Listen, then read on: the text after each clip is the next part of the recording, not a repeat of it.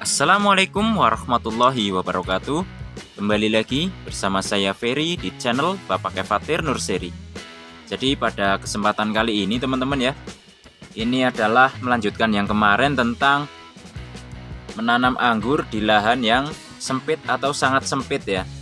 Ini sebagai contoh ya, anggur Gosvi kemarin yang saya tanam dengan sekunder hanya 1 meter, bisa teman-teman lihat di sini. Nah, sekarang tentu saja untuk menanam anggur dengan tempat yang sangat sempit ini bukan berarti asal tanam ya teman-teman ya.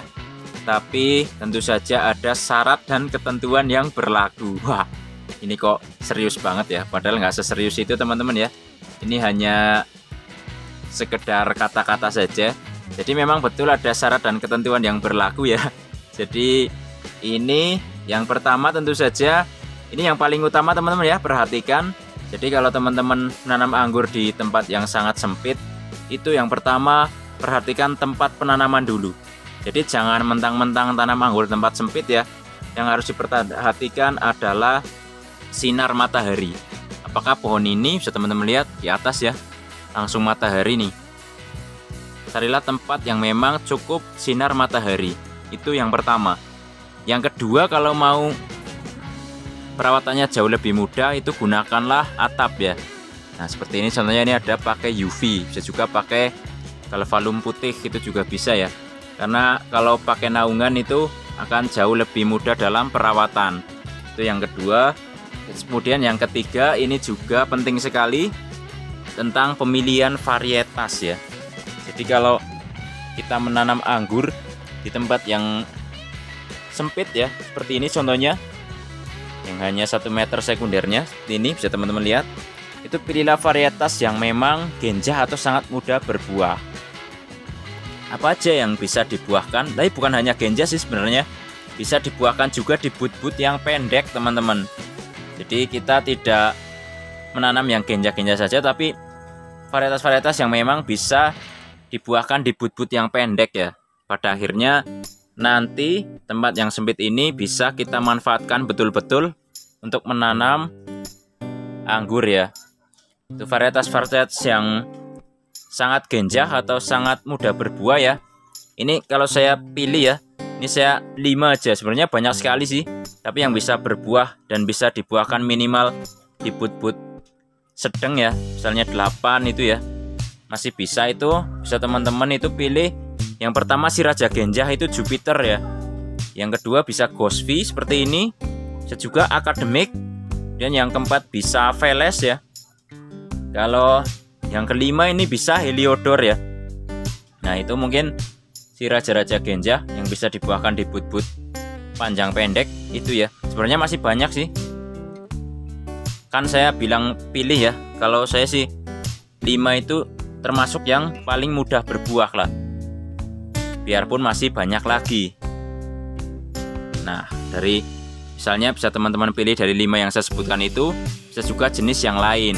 Setelah varietasnya ditentukan, kemudian syarat selanjutnya atau untuk menanam anggur di tempat yang sangat sempit ini adalah tentu saja kerapian. Kenapa kerapian?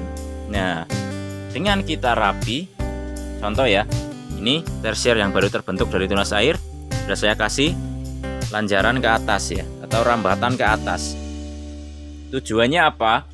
Agar tempat yang sangat sempit ini pada nantinya ini percabangannya bisa tertata dengan rapi.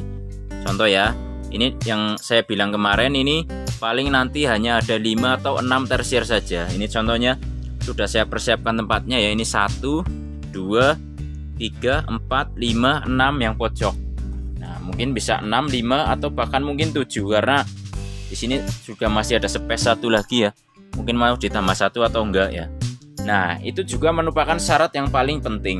Kenapa paling penting? Karena tempat yang sempit itu tentu saja kita harus main rapi.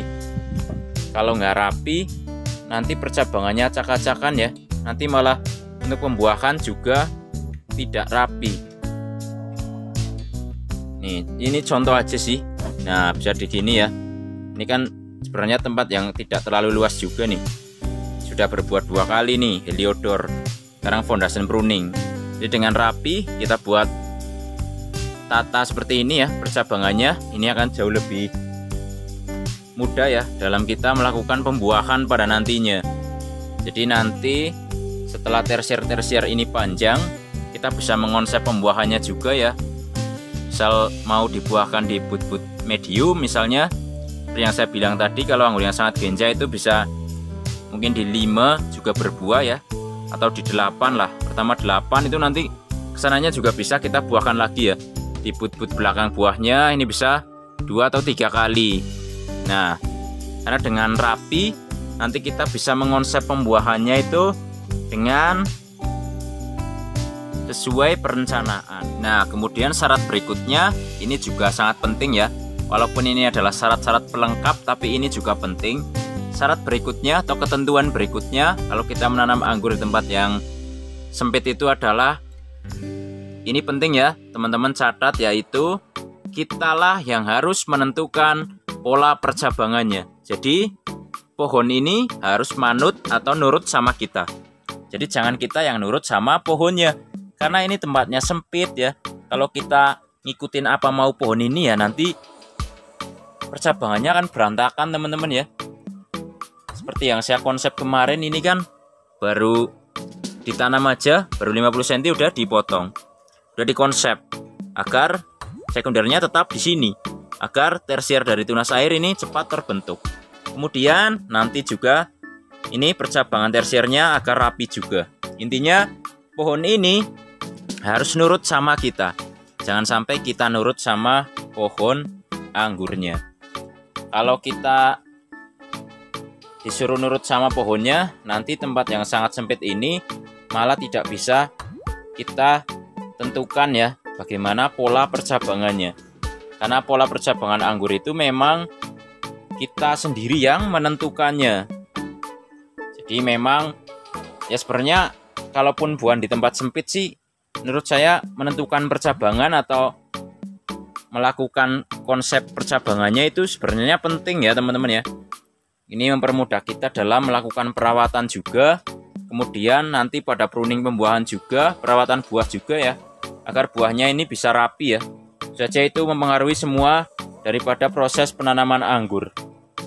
Ya, jadi di channel ini memang tidak selalu tentang bagaimana bisa berbuah ya, atau saat panen saja, atau cara pemupukannya saja, bahkan detail-detail kecil aja selalu saya bahas teman-teman ya. Contoh di sini ya, dimana saya kasih judul adalah syarat dan ketentuan menanam anggur di tempat sempit ya.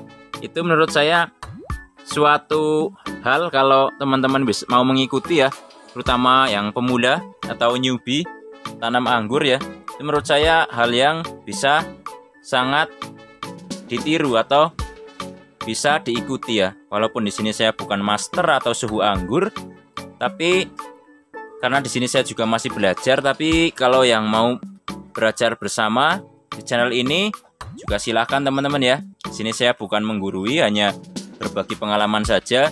Karena pengalaman selama ini mengatakan memang seperti itu ya. Kalau kita bisa mengonsep pohonnya sesuai keinginan kita, berapapun tempat atau berapapun luas daripada anggur yang kita tanam, itu tentu saja akan sesuai dengan yang kita inginkan. Jadi selain daripada menanam anggur itu tujuannya tentu saja untuk berbuah ya, jauh sebelum itu tentu saja teman-teman harus mengenali dulu karakter daripada pohon anggurnya, terus jenis-jenis atau varietas-varietas anggur yang memang mudah berbuah ya, itu juga harus menjadi salah satu pilihan ya, atau pertimbangan sebelum menanam anggur. Ya, mungkin itu saja teman-teman ya. Semoga bermanfaat dan menginspirasi. Jadi untuk syarat dan ketentuan menanam anggur di tempat sempit ya, seperti yang saya jelaskan dari awal sampai sekarang ya. Nah, semoga di waktu yang sangat singkat ini bisa bermanfaat buat teman-teman di rumah, terutama teman-teman yang pemula atau baru menanam anggur. Semoga bermanfaat. Jangan lupa like, subscribe, komen, dan share agar channel ini makin maju dan berkembang, dan agar saya selalu bersemangat dalam membagikan pengalaman-pengalaman saya selama ini menanam anggur. Wassalamualaikum warahmatullahi wabarakatuh. Salam pengangguran dari saya Ferry, Purwokerto, Jawa Tengah.